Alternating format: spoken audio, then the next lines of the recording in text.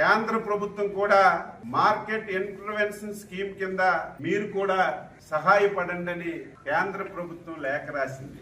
లేఖ రాస్తే దాని మీద కేంద్ర ప్రభుత్వం ఈ స్కీమ్ లో కర్ణాటకలో మామిడి కొంటామని చెప్పి ఒక జీవో ఇచ్చారు. ఆ జీవో ఏంటి? 4 రూపాయలు రైతుకి ఇవ్వండి, అందులో 2 రూపాయలు మేమిస్తాం, 2 రూపాయలు రాష్ట్ర ప్రభుత్వం ఇస్తుందని ఒక జీవో ఇచ్చారు. ఆ జీవోను పట్టుకొని వైసీపీ నాయకులు చంద్రబాబు నాయుడు గారు మద్దతుతోనే కేంద్రంలో ప్రభుత్వం ఉంది.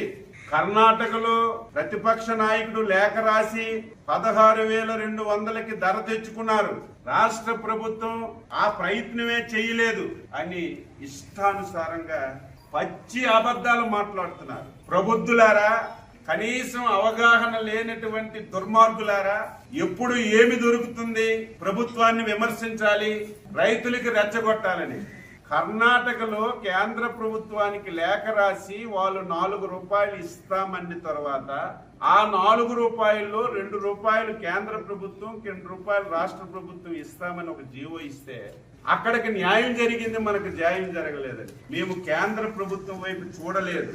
కేంద్ర ప్రభుత్వం సహాయం తర్వాత తెచ్చుకుందాం, ముందు మన రైతుకు మనం మేలు చేయాలని ఆంధ్రప్రదేశ్ ప్రభుత్వమే ముందు కేజీకి 4 రూపాయలు ప్రకటించి రైతుకి మేలు చేస్తున్న విషయం ఈ దుర్మార్గులు ఒక్కసారి తెలుసుకోవాలి.